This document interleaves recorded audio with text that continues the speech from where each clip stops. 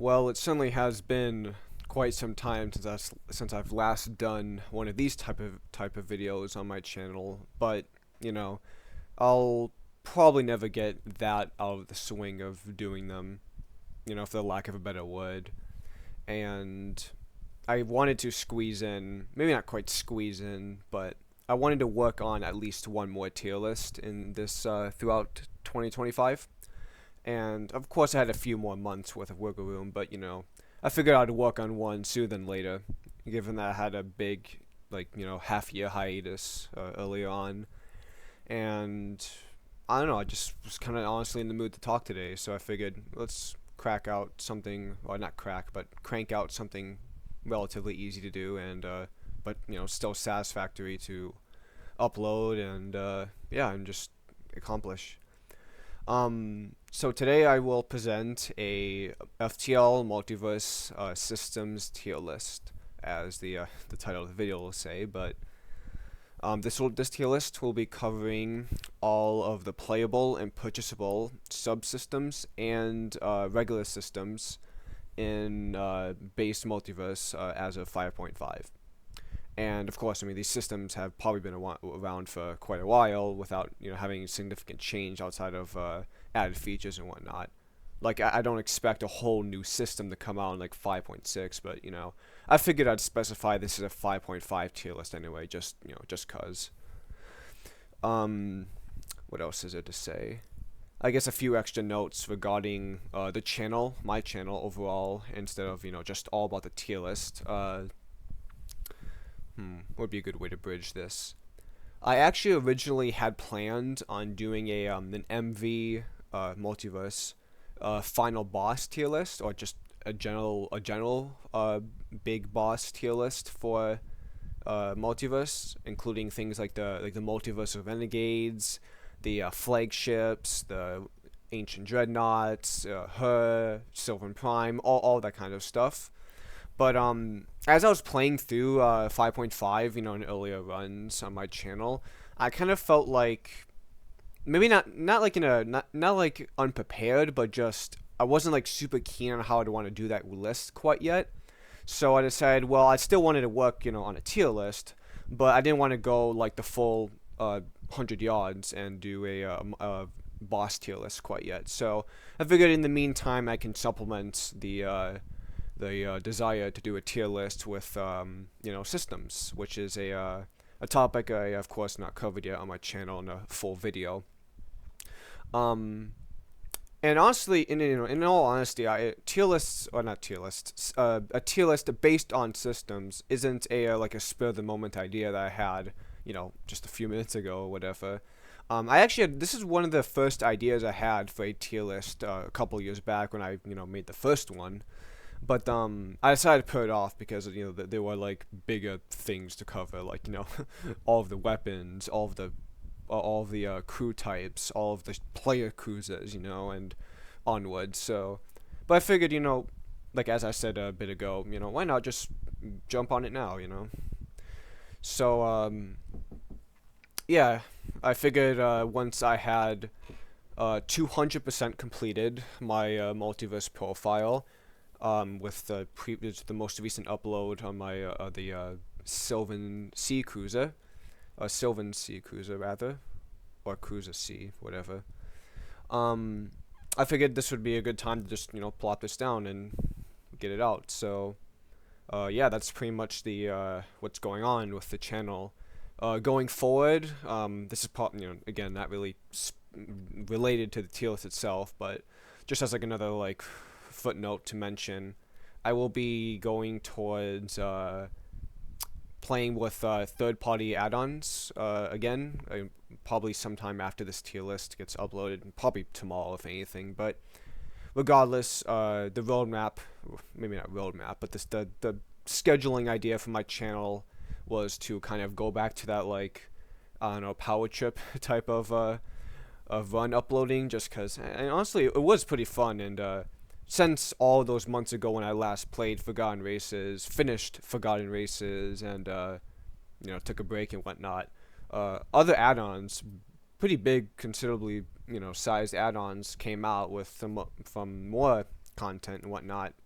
And I'm sure Forgotten Race has probably gotten some updates at this point, so I could probably cover that just as easily. And yeah, so I guess it's kind of enough rambling about everything other than the tier list. So let's just jump right into it now. I think I've covered everything I wanted to, and if not, well, I'll probably just put it in the description anyway. So I guess one more thing to mention, and this is related to the tier list. Of course, maybe not even after watching, but as you watch, if you'd like to leave any kind of feedback, comments, questions, or just compliments, you could say, or just anything you'd like to mention below or in relation to the tier list, you can definitely put that in the comment section below, and I'd be happy to read everything. This is probably something I could have said in the outro, but whatever. And yeah, let's just get into it now. Just keep some music up. I feel like the music's gonna be a little quiet for this video, but oh well, better quiet than too loud. So, alright, well, well, I guess now we're in the tier list, so this is a good time to talk about it. As opposed to like previous tier lists I've made where I just had give them simple letter grades of like S, A, B, C, and D, whatever. I decided to actually like categorize them based off like how I'll actually like define them, right? Obviously, like there's still S tier and A tier and onwards like that, but each individual tier, as you'll see on the screen, is actually kind of like it's elaborated on, you could say, actually explaining, maybe not explaining like wholeheartedly, but why the system is in that category. Because obviously case by case I'll explain why things are where they are, but anyway, so in S tier, I've put practically mandatory to utilize an upgrade, which basically refers to any system that's like obviously maybe not objectively mandatory, but extremely helpful to your run. That's almost like 9 times out of 10, it's gonna actually just increase the chances of your victory and give you a smoother time towards the late game. It's obviously, yeah, you can win a game without shields or weapons, but it's like it's not exactly like your run is doomed if you utilize systems that have gone into S tier, right? And moving on from then would be the A tier, which is systems that are very useful to the run, and sometimes they are the victory condition. B tier is systems that are handy and pretty, quite helpful for certain builds, and maybe not others, but definitely notable enough to be, higher than just average systems. C tier is usable systems. Occasionally they're helpful, but runs are definitely workable without those systems. And you can definitely progress into a run and achieve a victory without these systems, pretty often. Like these systems in this category aren't gonna be like systems you can't win without, right? You could any system that's found in this tier or this category, it's gonna be like just a system you don't if you don't have it, whatever. If you have it, whatever. Doesn't really change anything. Doesn't change anything that drastically, you could say. And then ultimately in D tier, we have systems you just shouldn't care about. I'm not gonna say it's like systems that hurt you. Of course, it's not really how it works, not directly at least. And excuse me. D tier, of course, systems aren't gonna directly hurt you, but of course, not every system is at the same power grade, especially if the way Multiverse operates and whatnot. Honestly, just vanilla FTL too, but that's that's a different topic. So up first we have artillery. Artillery is, I don't know if I want to say controversial system, but it's definitely one of the first hurdles that beginner players have to get over for like what's a good way of phrasing it? Like a new bait, you could say. It's one of the it's the main feature of basically all Federation vessels, and it's a key part on a couple others like Rebel, Ancient, and maybe something else I'm forgetting. But artillery effectively works as just an additional weapon system, and of course artillery itself can vary depending on what ship you're on, but it more or less functions as an asynchronous weapon system. And what else is there really mention, I guess? Well, I mean, other than why it's in C tier. Artillery is pretty much always, like, actually, in base multiverse, it is only a system that can start on the, on ships from the hangar bay. You can't purchase an artillery, right? So, on every ship that has an artillery, it's kind of, like, locked into having it. Of course, not using it, but, you know, having it. You can't uninstall systems, you know, not yet, at least, so... Overall, I feel like artillery is, like I mentioned before, it's one of the parts that a lot of newer players or less experienced players kind of get tripped on a lot, because I would say the vast majority of artilleries in base multiverse, and honestly in vanilla too, they aren't like a weapon system alternatives. Is kind of a good way to explain that. Like in almost all ships, with, you know, probably the exception of MFKs for obvious reasons, alt MFK, the artillery will not replace your weapon system, you could say. Like, you won't actively want to use the artillery more than your weapon system in a lot of scenarios, and, you know, especially like in a late game, in a hard extreme standpoint, you definitely don't want to be solely using artillery. And artillery, in a few additional notes, the artillery is, as of actually the 5.5, it has gained an internal upgrade to make it manually toggleable, which is one of its biggest weaknesses. However, it still has another trade-off of losing multiplicatively 50% of its charge up, or the reload, you could say, which is pretty much still putting it at the same spot where it's not a particularly helpful tool for most runs. Like you'll see in a lot of my hard extreme gameplays with ships that have artilleries, I very rarely like pivot, or not even pivot, but like focus on an artillery at all until like much later into the run, when I've already solved the early mid game type of scaling and equipping my vessel out to, you know, deal with enemies and whatnot. And in general, artilleries are pretty much programmed to be very slow. They might hit heavy, but they're quite slow. Of course, without the upgrade, they have a randomized targeting, right? They consume quite a bit of power to make them effective. They consume a lot of scrap as well, you know, to upgrade and whatnot. And, you know, for the amount of, like, resources and effort you have to put into artillery to make it, like, you know, do shit in fights, it's just not worth the cost, you could say, right? Like, if you compare pumping, like, 200 scrap into artillery versus pumping 200 scrap into your weapon system, right?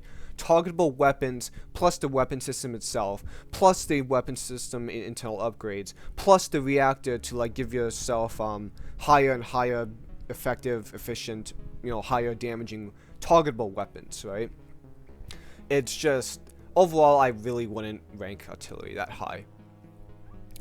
Up next, we have battery, and honestly, I feel like I'm a sucker for battery, but I'm not gonna put it where I want it to put it. It's gonna go in B tier. Oh, sorry, excuse me. I kinda got the coughs right now, but I personally would put it like an A tier. But like, I mean, by definition, the battery is not like your victory condition. It's just a very handy tool. Battery is a subsystem that you can purchase at, well, obviously at stores, but battery, as like all other subsystems, the other three at least, they do not actively consume your reactor that's used for all the other systems, auxiliary and essential ones. And it's when activated on Jesus, God, whatever. When activated on level 1 and level 2, or level 1/level 2, it'll give you 2/4 power bars. These power bars are, of course, temporary. Backup battery in design meant to be like a kind of like a you know, like a, not like a panic button, you could say, but like an additional resource for you to power your systems in like a well, I mean, all fights are time sensitive, but you know, like in a manner where like the battery needs to like temporarily give you like a boost in power, like to give you more evasion, to give you more I don't know, to supply power into like the critical systems. Like maybe you need to turn your cloaking on, you need to turn your shields on, maybe, or anything like that. Battery is not particularly expensive. It's only 40, I believe 45 scrap in shops. And one of its internal upgrades, I can't remember what the exact name is, but it reduces the cooldown to from 20 seconds to 5 seconds, which makes it extremely handy in a lot of fights. You know, especially in cases where you have like a late game setup that depends on every single power bar. Having an additional 4 power bars for 30 seconds and on only a 5-second cooldown is definitely pretty handy. You know, whenever it's evasion, whenever it's supplying power to your auxiliary systems, it's a very handy tool. And like, you know, as its category will suggest, it's very handy for builds. I wouldn't quite put an A tier because it's obviously not quite like an, you know, grab as soon as you can, but it is definitely a satisfactory tool you can use in your runs and setups.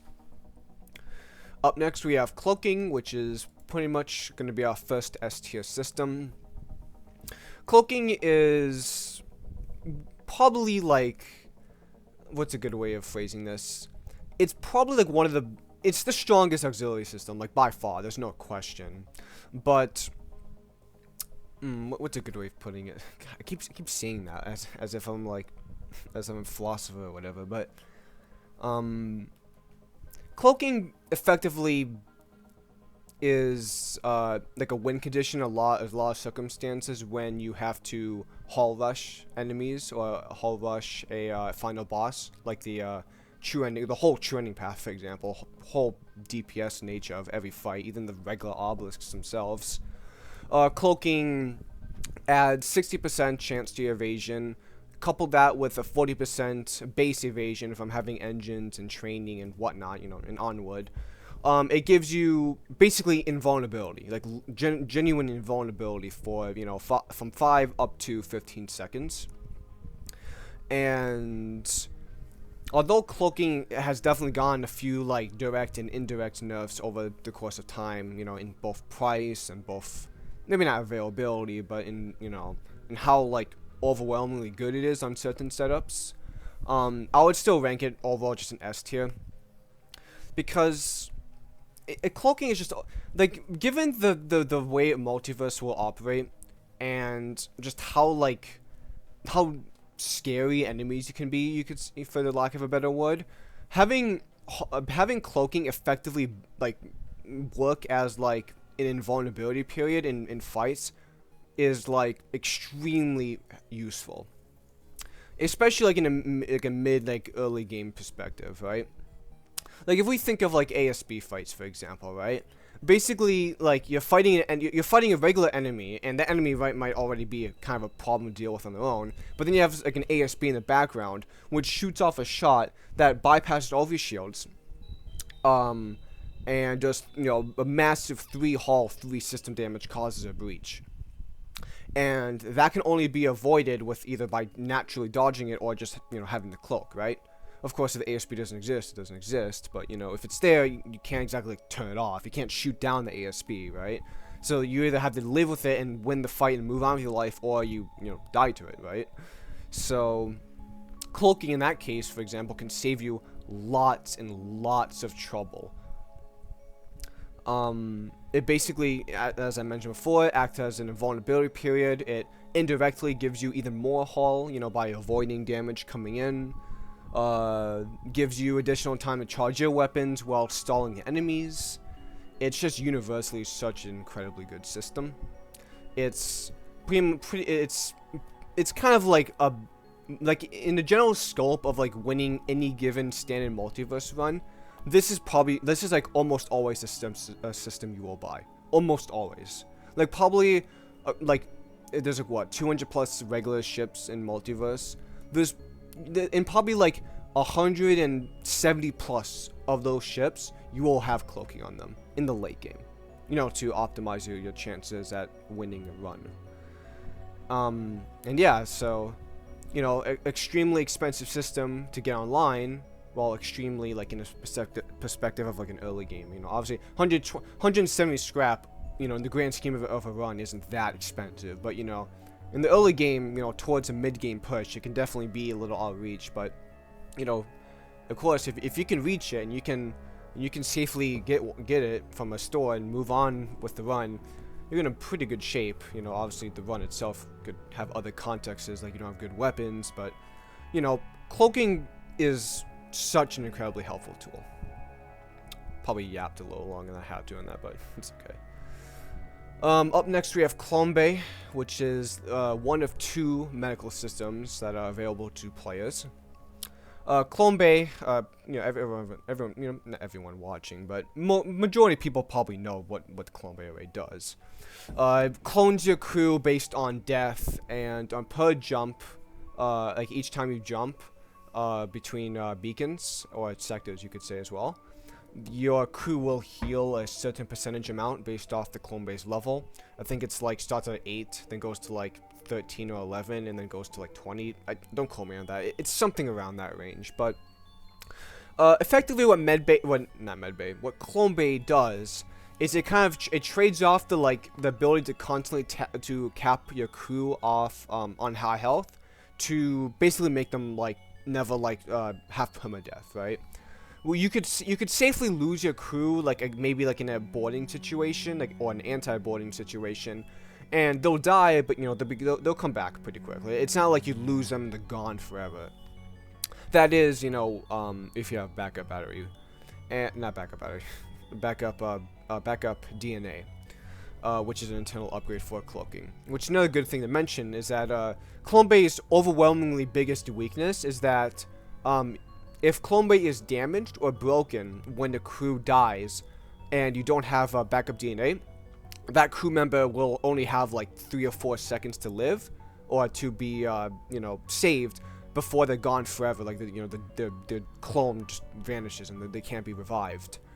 But if you do have backup DNA, which is an extremely accessible internal upgrade that you literally get when you have the system installed, it basically solves the only issue Clonebay directly has.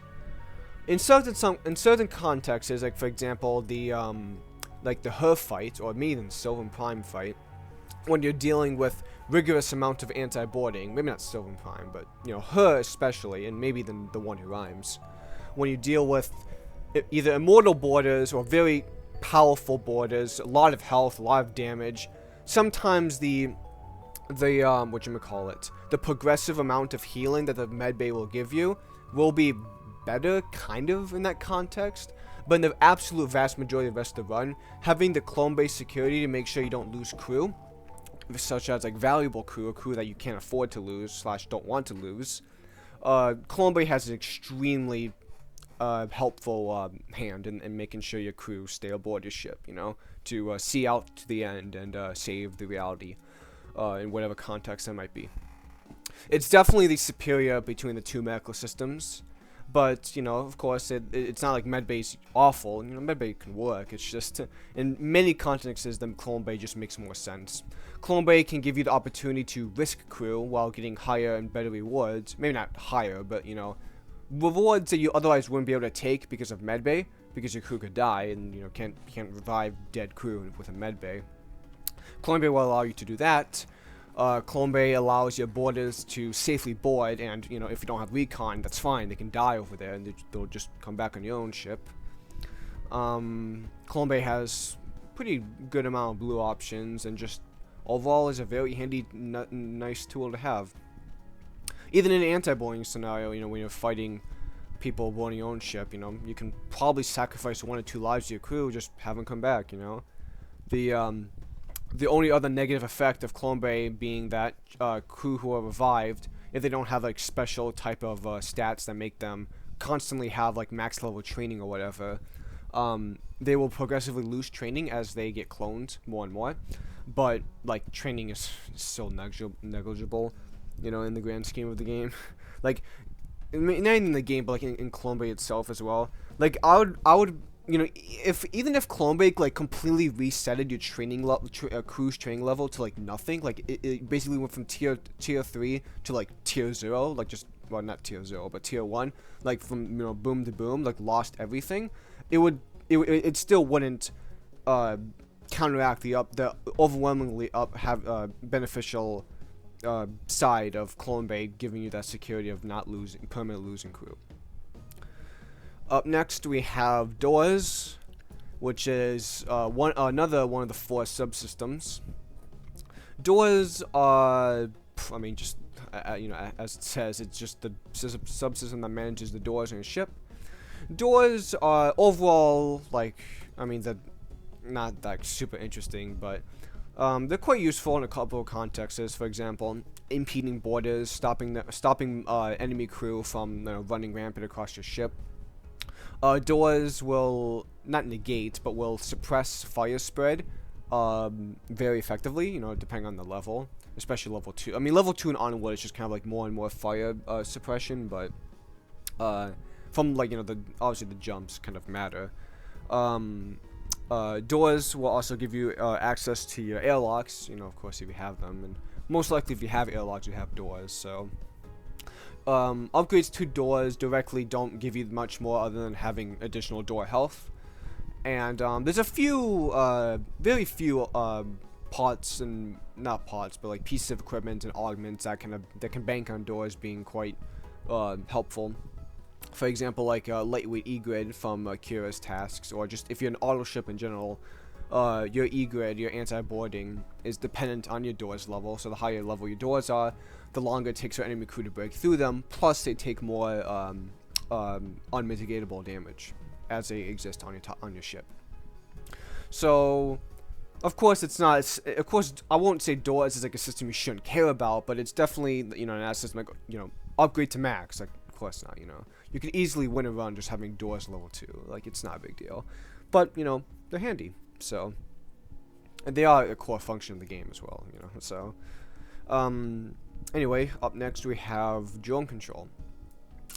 Drone control is quite an interesting system. It's probably the only auxiliary system that's like particularly helpful in the mid-late game. Of course, maybe like in the early game when you start the ship that has like maybe some dependency on the drone control. Obviously, it kind of matters there, but in a lot of circumstances, especially if they're going for like an MV flagship victory, like a standard victory, drone control isn't particularly like important, to run for, I guess you could say. Drone control on most ships allows you to run 2 drones, sometimes allow you 3, and not rarely, but on very few ships you can run up to 4 drones doing whatever they want to do. But of course, drone control is still quite helpful for, as I said like earlier, like a mid-late game type of scenario, or something like true ending, nexus ending. There's plenty of powerful drones in the game to use, both crew and external drones alike. Combat drones, repair drones, hull repair drones. Just the list goes on. There's plenty to look at, but overall, I definitely would not say drone control is like a super powerful system that can like carry a run solely, like not nowhere near on the level of like a cloaking type of thing. But drone control can definitely be a very handy tool, and for example, like certain types of bosses when you want to hull rush, drone control will allow you to access methods of damaging that are asynchronous to your volley, or sometimes synchronous, but like they work independently of whatever your weapon charge up is. I think a really good example of this is running beam drones against Sylvan. Because of Sylvan's high evasion, you can run a beam drone. Beam drone, can't be dodged, right? So it'll just knock down Sylvan's super shield consistently, which then allows your weapon system, your hacking, your onward to basically fire unimpeded, other than dodge chance and whatever else. But that's just one example. Of course, there's plenty of others. You could say any type of super shooter enemy, any type of boss that you want to use additional sources of hull damage against. Maybe want more power, you can use manager drones. You can use director drones. You can use hull repair drones if you want to have that kind of like not unorthodox, but they kind of like utility use of a drone control rather than having like a direct influence on your fights. So overall, definitely a very nice system. Not a burden to use, but whatever. I mean, none of these systems really burdens, but you get what I'm saying. Engines up next. I would put into like a B-ish tier. Engines isn't particularly like a system you have to focus on a lot of the time. I think it's the first 5, maybe just the first 4 levels of evasion of engines will grant additively 5% evasion per level powered. And but onward from there, it's not 5% for every level up to 8. Past 4/5, whichever it is, it actually gets like not diminishing. Maybe you could call it diminishing returns, but you get less value per engine power up from that point. So obviously, engines isn't like, oh, upgrade it to max so you can have like super high evasion. Well, no, it's not how it works.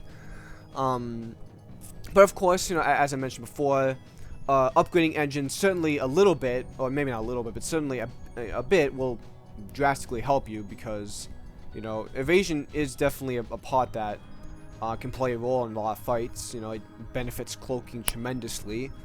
It can more or less act as like additional effective hull, right? If you have like 20% evasion, right, and the average fight is like, I don't know, like maybe 1 or 2 missiles, and they shoot off 10 missiles. Well, you'll negate 2 of their shots, by math, of course, probabilities. You'll negate 2 of their missiles simply by dodge chance. So, obviously in that regard, engines can definitely be quite helpful. Dodge shots that would otherwise hit you, dodge shots that might do critical damage to your weapons or shields, maybe something else around that nature. Engines will also give you a faster FTL charge time in case you need to like leave a fight, too dangerous, or maybe taking a dive. Engines don't particularly have a lot of blue options, but they're still, of course, you don't want to leave engines at like level 1 for a long time if you can help it, right? Of course, they're not like a super high priority, upgrade engines as soon as you can, following, the build process, but, of course, and don't neglect engines. Is the bottom line. Up next, we got hacking, which is definitely a vanilla win condition to say the least. But in Multiverse, not quite the cloaking level. Hacking is a system that another system that relies on drone parts, some like drone control. It launches a hacking probe, connects to the ship, depending on power level, it disrupts the system for X amount of seconds. Hacking in a large amount of contexts is a very important part of your I guess your fight winning standards, but it's not like you need to get hacking every run. I think for a good example of this is a lot of trending paths will sometimes result in you having like a boarding type of take, and when you're boarding, and assuming you don't have like a ship that can have like 4 auxiliary systems, or maybe even something crazier set up than that, you don't particularly care about hacking a ship because you can't through super shooter enemies, and in that case you have more opportunity. You have opportunity cost of running hacking in that case, which would not make it an S tier, right? But in the cases where hacking can supplement a volley to like a laser volley, for example, you can hack engines, you can hack shields, knock down enemy defenses super reliably, and get your damage and disrupt enemy systems and blah blah blah from there. Obviously, I'm pretty confident that majority of people know how hacking works, but a few additional notes is that hacking itself does more than just simply reduce or such counter the effects of enemy systems. It'll add on a locked door, the locked doors that you can make use of if you're boarding, hacking boarding type of strats. Hacking will it increases fire spread through locked rooms exceptionally easily. What else to really say? I mean, it's a very helpful tool in a lot of circumstances. helps your projectile-based volley a lot. It can help your missile gunbow volley quite a lot, you know, for maybe evasion hacking, weapon hacking, onward from there. Only real downside I would say is that hacking is probably even more expensive to get online than cloaking, because the trick to depower hacking to avoid the enemy's defense drones, defensive capabilities, shooting it down, no longer works in Multiverse, and it hasn't worked for a long time, but you know, bring it up anyway. To make hacking work and to make hacking applicable rather in every fight, in every circumstance, you'll need an internal upgrade called the Defense Scrambler, which will disable the enemy defense drones, which will allow hacking to pass through unimpeded, you know, in the vast majority of cases.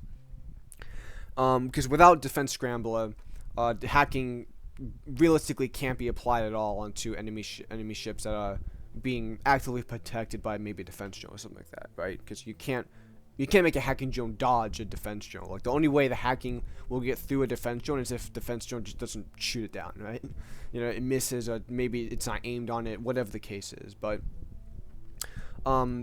yeah, so hacking definitely quite an expensive system, but very handy for the for directions certain runs can take, right? If you're reliant on it, definitely a system you can grab early on and scale with it very nicely.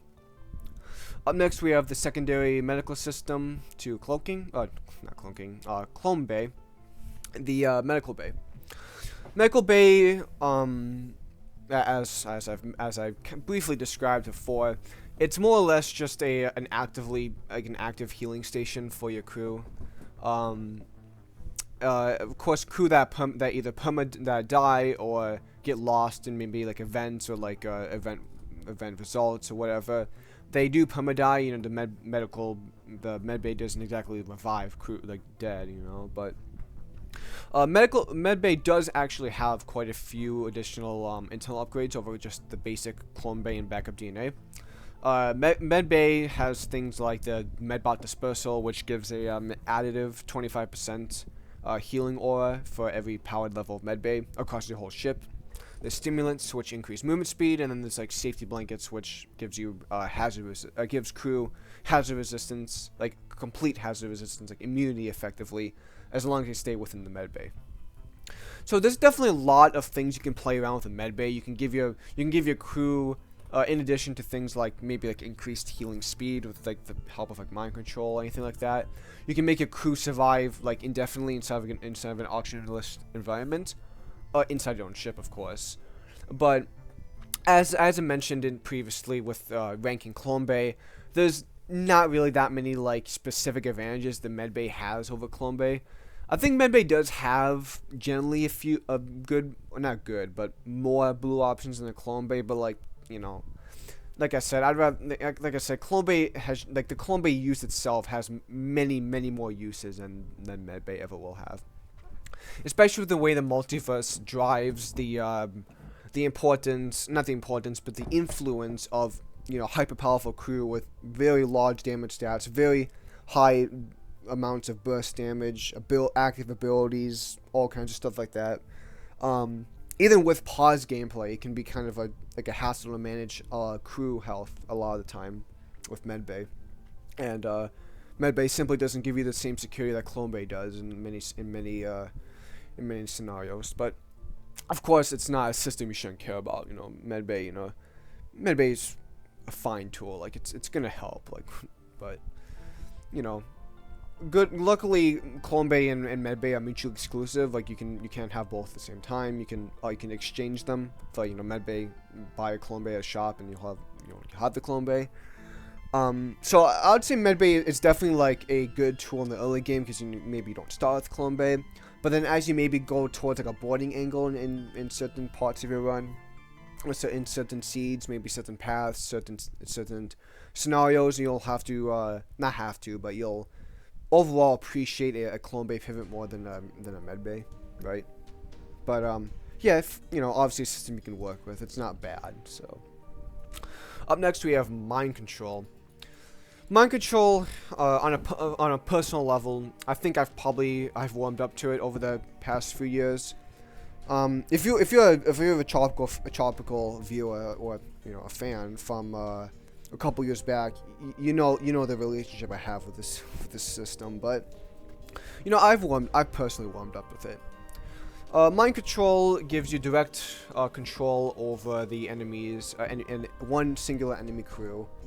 What else does it really mention? I mean, it gives you temporary control over them for a set amount of seconds. You have total control over them. You can make them move around. They obviously will attack enemy. They'll attack the enemy. Its allies, but otherwise the other enemy crew will repair for you. Will sabotage for you. Will just basically act as another additional crew on your roster temporarily. As you upgrade mind control further and further, the duration will last longer, and the crew will get stronger, having more health and more combat damage. The internal mind control upgrades are honestly pretty damn good, especially with the most recent one added by through 5.5, giving it the null kill switch. At level 3, fully powered, mind control has an internal upgrade that will allow for your allied crew to be immune to mind control and give them a adjacent room sightseeing, which basically turns all of your crew into passive slugs. But the mind control has to remain at level 3. If it drops below level 3, your crew will lose that immunity to mind control and whatnot. At level 2 mind control, it'll grant a it has an internal upgrade that will grant a bit more combat damage, repair speed, and healing speed. And for that upgrade, the mind control doesn't actually need to be heavily upgraded, right? It only needs to be powered by at least one bar, and you'll be affected by the internal upgrade. Actually, I could possibly be wrong on that, but in the majority of circumstances, you have that internal upgrade, and it's going to be working towards you in some way. More combat damage, more healing speed, whatever. And but you're not going to be against having more combat damage, right? In context of that internal upgrade. The other one I mentioned, the null kill switch, just basically when you control an enemy crew, it'll give them the ability to just take a set amount of damage. I think it's 50 crew damage, maybe a bit more, but basically it's a one-time active ability for the duration for the mind control. If you mind control the same guy over and over, you can basically solely kill them through that. But it's just an additional tool to have with mind control. Mind control isn't directly an important role in many type of gunship type of setups, but it can certainly be a handy tool in an early mid-game perspective. Not exactly a system you'll always want for a late game or a boss, an ultimate boss type of scenario, like true ending, for example. Mind control isn't particularly helpful, especially Nexus. Mind control is really not helpful, but yeah, overall, fine system, definitely handy. Tropical from 2+ years ago would probably put C tier, but that's just not how it works. Mind control is functional. You can definitely use it. I have been using it more often, especially over the course of the past year or so, past 2 years, you could say. Definitely a functional system you can use. Up next we got oxygen. Womp womp. Oxygen is the system that supplies your ship with oxygen, and that's it. Yeah, that's literally it. On average, you aren't really upgrading oxygen past level 2. The only reason why you upgrade to level 2 is that you just give it an extra buffer to prevent having it immediately go down by a stray shot.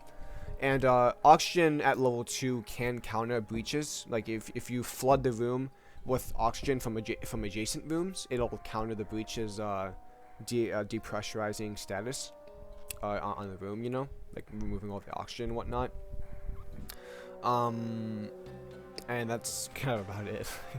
There's very few parts of the multiverse, pieces of of augments and equipment that rely on anything to do with oxygen, outside of maybe insectoid pheromones and maybe some orchid shenanigans, but not a particularly important system. I mean, a lot of the cases when you have ships that are anaerobic ships that don't care about having not stalling with oxygen, very often you won't ever buy oxygen on the ship. You'll just continue as anaerobic, and if you don't have oxygen, you'll actually get an additional system slot that you could put maybe like an auxiliary system, like you could put Cloaking, but you know, anyway.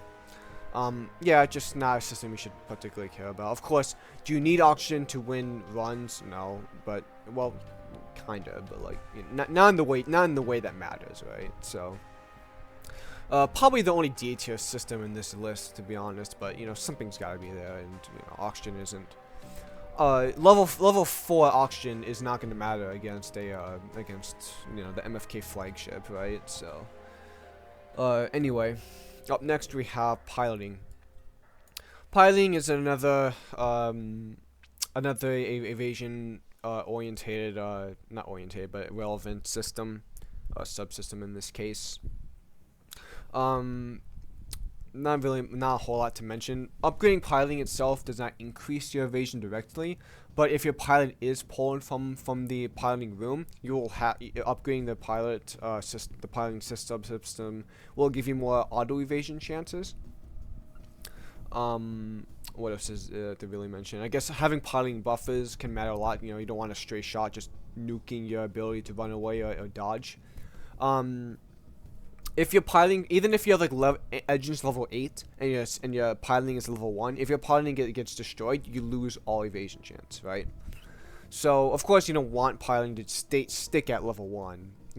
Typically, most runs you'll level to level 2, and I guess you know if you're like pushing a late game, you'll have it at level 3 just because you can afford it. You know, why not? There's the internal upgrades for piloting don't particularly like change that much, but there is actually one internal upgrade that's kind of interesting and unique. I think it's called like expanded circuitry or something along those lines.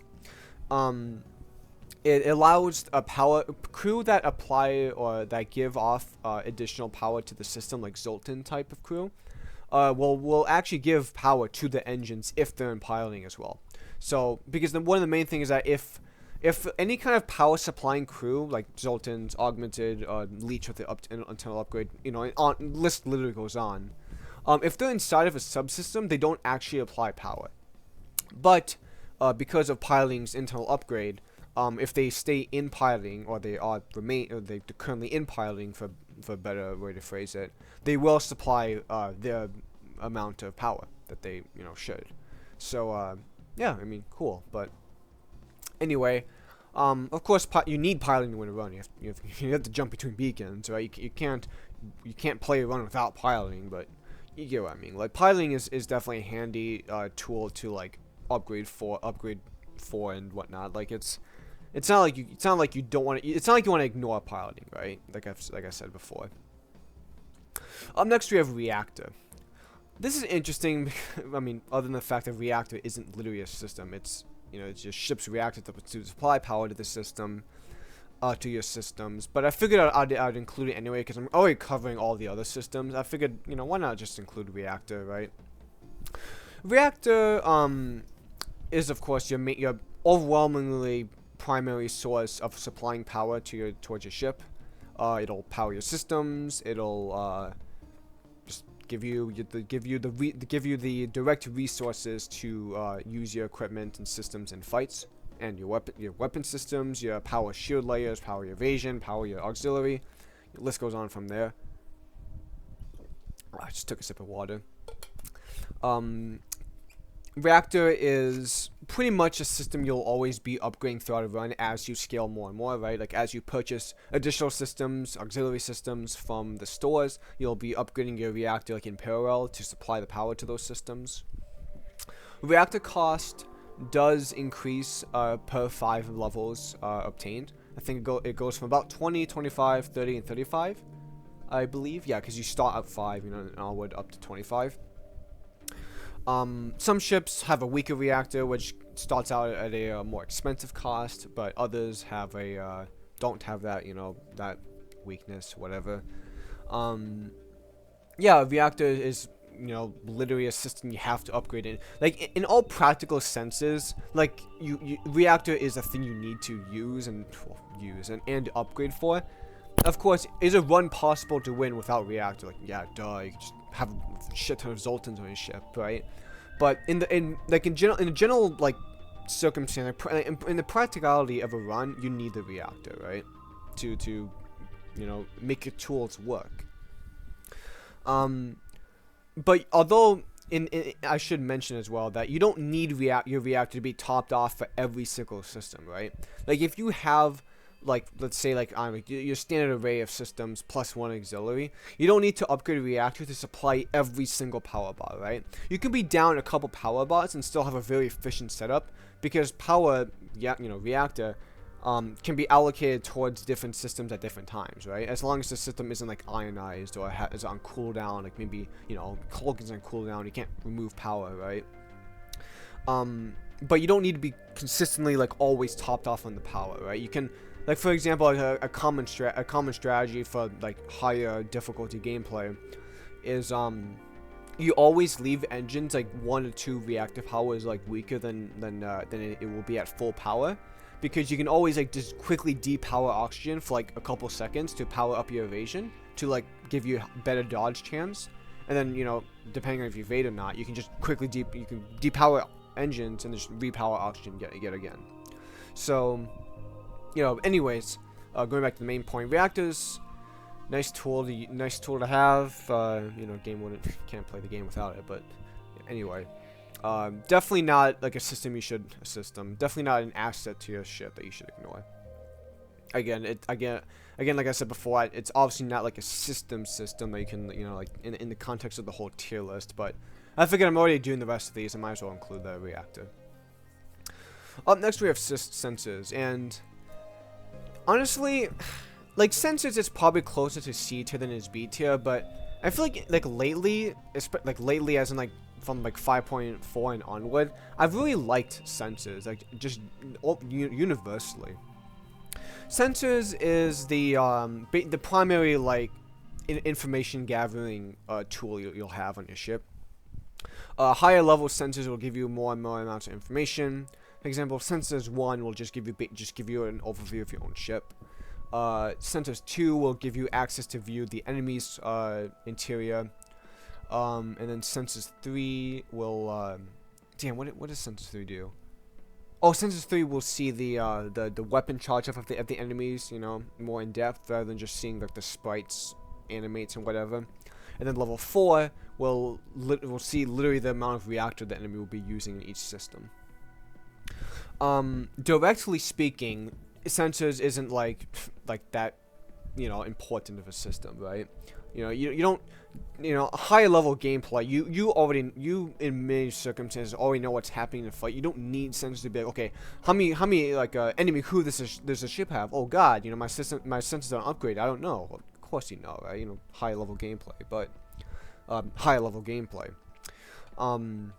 But I think in terms of like of a run's not scaling potential, but of a run's like versatility and being able to upgrade for certain things, I think sensors is a especially useful tool. And there's a couple reasons. I mean, like, blue options and whatnot, but there's one overwhelmingly like impactful or relevant reason, and I think that reason, in my honest opinion, and probably like an objective opinion, and like, well, not objective opinion, but an objective point of view, being that you can if you have Sensors 3 and having a piece of Aether Tech on your onboard or in your cargo, you will have access to an internal upgrade called the Anomaly Detector. The Anomaly Detector will detect multiverse signatures around your sector. Not only that, but it'll provide what's a good way of phrasing it? It'll provide basically the long-range scanner's benefit of being able to observe and analyze the adjacent beacons around you. Like for example, like when you can see, oh, there's a ship detected here, or there's a distress here, ship detected distress there. There's a nearby sun there, right? It gives you the LOS benefit without actually needing to consume an augment slot, because as I said, Anomaly Detector is an internal upgrade. And for that alone, because of the amount of runs that I personally have done, in relation to going true ending or going to the recovery site, oh boy, the recovery site, and many other places across the multiverse that have even just one fraction of an Aether Tech, Sensors 3 is an incredible bridge to have that internal LRS. Plus Sensors 3, like I said before, it's not bad to have the information. Like even in like a higher level mindset or a high level like amount of experience, the information still helps. You know, it's not like you don't want like the entire like you don't you know you're not going to be against the enemy ship being like fully revealed, that you can see everything that's going on, right? And I don't know, you know, like I said before, well, in relation to subsystems, Sensors does not actively consume reactor power from the rest of your ship, and it's just, you know, like it's basically a system you can not buy for free, obviously, but you can get without impeding any other functions of your setup scaling, right? Other than its cost, but you know that's to do with scrap, not the ship itself. So, like I said though, I think it's definitely not like an A tier, like, oh, I'm like, you know, you gotta get sensors. No, of course not. But like, you're not gonna buy like or upgrade sensors over like, you know, like having better shields, you know. But you're definitely gonna use sensors to a high level gameplay, hard extreme gameplay, we could say. Definitely makes use of sensors more than you'd think. You know, in my runs at least. Probably a lot of people's runs, but you know, whatever. I like it. It's just, sensors is pretty cool and cute. Up next we have shields. Shields is pretty much, I mean, it's literally it's defined as an essential system, and for good reason. Shields is just the most basic but most, like, honestly most impactful defensive system in the absolute vast majority of vessels in the game, player cruisers in the game. Per two powered levels on the shields, you'll get one additional shield layer to protect yourself. Each shield layer doesn't have a durability per se, but it'll block one shot of whatever's coming in, which includes like a 1 damage projectile or like a 20,000 damage projectile, right? So, shields is definitely one of the reasons that you could win or lose a run in the early game, depending on how badly fights can go. Like, for example, in higher level gameplay, probably even easier gameplay, like from a beginner standpoint, one of the tips to learn is that you want to push for like a second shield layer like as soon as possible. Of course, if you're the gimmick of your ship allows for it, right?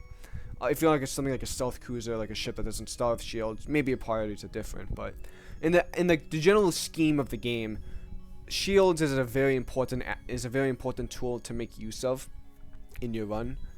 In the early game, the mid game, and the late game, saves you hull. It's a reliable defensive measure, and it's just, you know, it's just helpful, man. You know, it's just it's nice to have. It's a core part of the base game, a core part of the base multiverse. You know, not much to say. It's shields, right? Up next, we have Teleporter. Teleporter being another auxiliary system. I feel like Teleporter is probably one of the more thought-provoking systems in Multiverse. I think especially for like that bridge from going from like a regular Multiverse player to like a higher experienced one to get like, you know, win streaks, play hard extreme, onward from there. Teleporter, like, you know, to put it blunt, Teleporter / boarding strategy in general, it's one of the metas in Multiverse, right? It's one of the most consistent ways to win Multiverse runs. Given how the player accessibility is over being able to control crew, like much more effectively, more efficiently than the AI ever would, and being able to make use of crew synergies, of crew abilities, of crew strengths, even crew weaknesses. It gives you an incredible edge in many aspects of winning fights, you know. The general scope of the game, crew killing will supplement you with more scrap, with better rewards. Crew killing in general is kind of easy-ish to do compared to full-on, you know, like gunship assault on every ship you meet. Boarding is definitely, like, I wouldn't say boarding is like always the meta you funnel into, but it's certainly like not a bad, you know, it's never like an absolute bad path to take unless your ship is like fully orientated to gunship, like an auto vessel or something like that, right? Teleporter is very easy to upgrade into. It's not particularly expensive. It only really needs energy shield bypass and, like, you know, a couple other things like Medbay, like like Clonebay, medical support, whatnot. Powerful crew to make use of the teleporter, and has some pretty powerful internal upgrades as well. Recon teleporter, which, you know, in of itself, it's not super, like, you know, super great, but the other one being self-powered, effectively giving you 3 additional power bars if you have a teleporter and you have it, you know, you get that upgrade. Gives you effectively 3 Zoltan power, or up to 3 Zoltan power in the teleport system at any time. You don't have to, like, actively put in your own reactor power into it. So, you know, nice tool to have. Or the internal upgrade is a nice tool to have. Yeah, I mean, of course, like I said before, one of the metas in Multiverse currently revolves around boarding, just because of how easy it is to make use of powerful crew. But, you know, hey, it's fun to crew kill, you know, in my opinion at least. It's fun to make use of crew. It's very extremely powerful. Like I said, it's literally a meta to use in a lot of cases and in scenarios.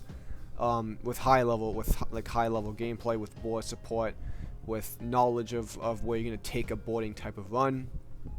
Borders sabotaging is incredibly helpful. Not helpful, but effective tactic to win fights. Just outright having powerful crew to kill enemy crew.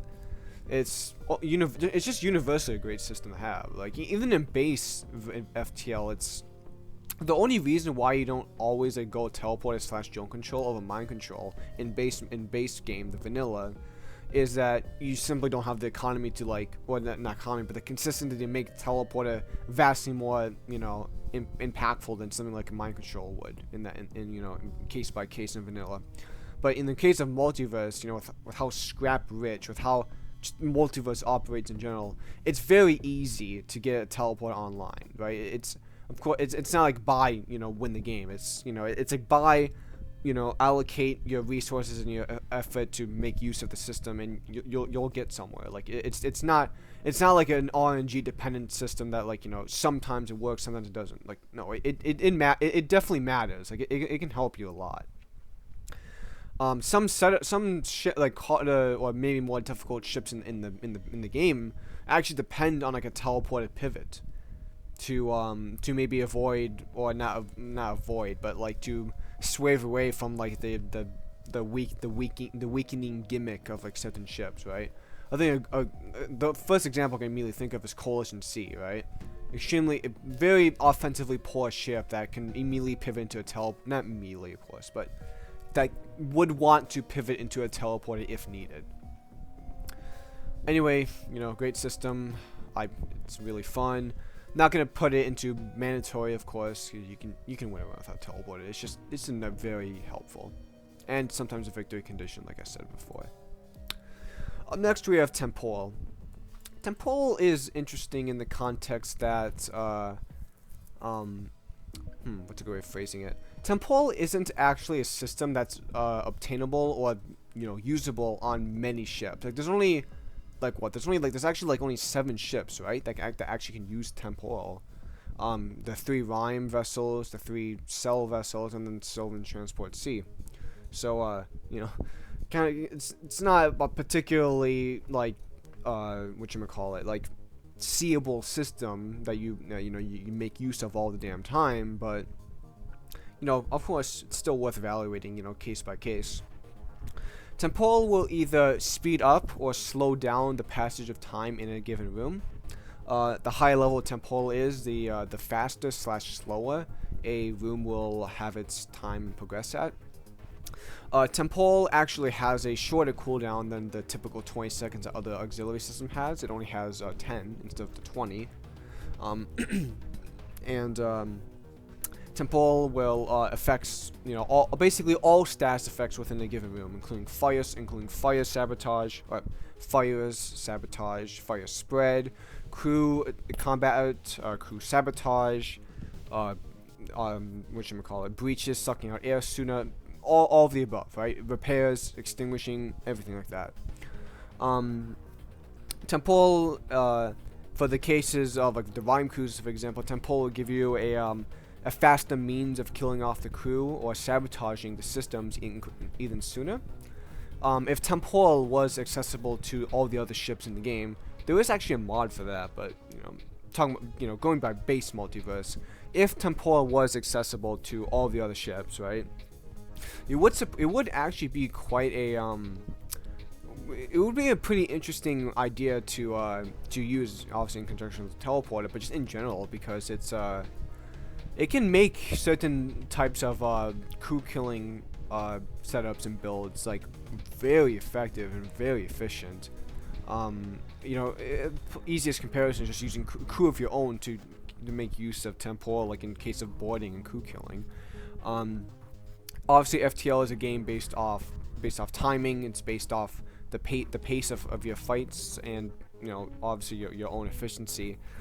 Temporal gives you a big boost of of endurance and an edge over the enemy, who has their crew and their other things going on in other rooms, while your crew maybe you have level 3 Temporal Manipulator, and you activate it in a room where there's no enemy crew, and you practically instantly destroy a system, right? Before the enemy crew can get there to stop you, or to repair the system, anything like that, right?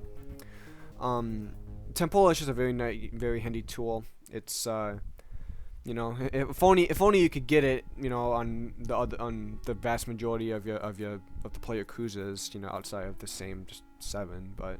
Maybe there'll be an update, like a base game update one day, where they'll maybe you can find Temporal Manipulator somewhere, who knows what, but very fun system to play around with. I loved using it in the power trip type of gameplay, when I used add-ons and whatnot.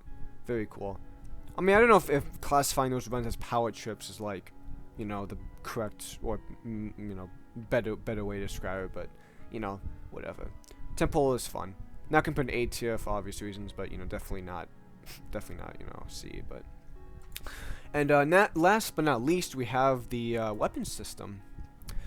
Weapons is basically your primary offense in the vast majority of runs. Some ships can actually pivot away from relying on weapons. Like, for example, crew killing ships don't particularly care about having a super reliable weapon system. Maybe they just want border support for the time being. But regardless, pretty much practically all runs that end in a standard multiverse victory, or some other alternative maybe true ending or whatever, definitely care about having an effective and efficient weapon system. I mean, I don't really have to explain what weapons do, but higher power your weapon system is, the more effective weapons you can run, the more weapons you can run, more damage you can do, everything from then on. It's just, handy thing to have, that's for sure. You can of course win a run without weapons, but would I suggest it? I don't know, probably not. But case by case, weapons are definitely an important part of a run. I mean, after all, the literal premise of FTL, not even multiverse, literally the overcompensating part of FTL is winning fights and winning engagements, killing enemies, moving on, and accumulating scrap to further scale your ship. Without the sufficient weapons to do that, fight by fight, you literally aren't progressing the game, and the game marches onward without you, right? Marches on with or without you. So definitely got to worry about those weapons, right? And in the system itself. So yeah, and actually that wraps it up here. All 17 plus Reactor systems and subsystems. I guess the usual outro ritual is to go down my list again, as after I've wrapped it up. So up in S tier we have Cloaking, Reactor, Shields, and Weapons. In A tier we have Hacking and Teleporter. In B tier we have Battery, Clonebay, Drone Control, Engines, Mind Control, Piloting, Sensors, and Temporal Manipulator. In C tier we have Artillery, Doors, and Medbay. And finally in D tier we have Oxygen. Who needs that? But anyway, yeah, I mean, honestly, for doing a tier list for the first time in well over a year, did I do alright? Yeah, probably, but I feel like I could have rehearsed this a bit better, but that's okay. I don't know if it's like obvious, but on my like tier list type of videos or commentary videos even, I don't like make a script, you could say. I kind of just go on like I just wing it, right? For lack of a better word. I mean, of course, I don't like wing it where I just literally talk in my ass. Like, you know, I have like a framework of what I want to say, but you know, I don't have like another monitor where I read off like you know, like a notepad, right? You know, like literally don't have that, but I think I still did fine, you know, explaining system by system where they rank. And of course, I'm quite excited to see what the discussion leads us into the comment section. You know, comments, maybe not concerns, but questions, and you know, just general feedback. It would be really. I'm looking forward to read what people say and whatnot. What more people, well, my viewers say. And yeah, like as I said in the intro, plan going forward is just to kind of like take a casual cruise through add-ons again. Maybe I'll play with base multiverse a little more going forward. Like maybe some challenge runs, maybe some commentary runs. We'll see. But like nothing crazy, nothing like monumental I'll be doing going forward. Like just you know, casual gameplay, like I've pretty much always done. And then yeah. I would, you know, in all honesty, I would have preferred to get an MV boss tier list out, but you know, I think systems is satisfactory. You know, I'll set a goal to do the boss tier list by the end of this year for sure. But let's just see how things unfold in the future. But you know, regardless of my performance, I had fun doing this today. Well, maybe not today, but you know, the past hour or so of doing this, it was definitely fun. Can't stop the self-consciousness of like, oh man, I probably did have a little bit of a shit job, but it's fine, you know, whatever.